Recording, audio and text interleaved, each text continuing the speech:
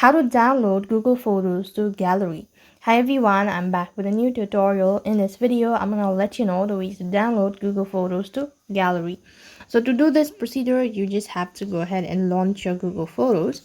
Now let's locate a photo that's not on your gallery. So if I say this is the one, let's say I'm going to go with this one.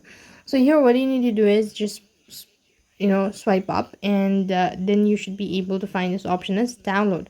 But this seems to be already added in my device, and in some cases you might not be able to find the option as download.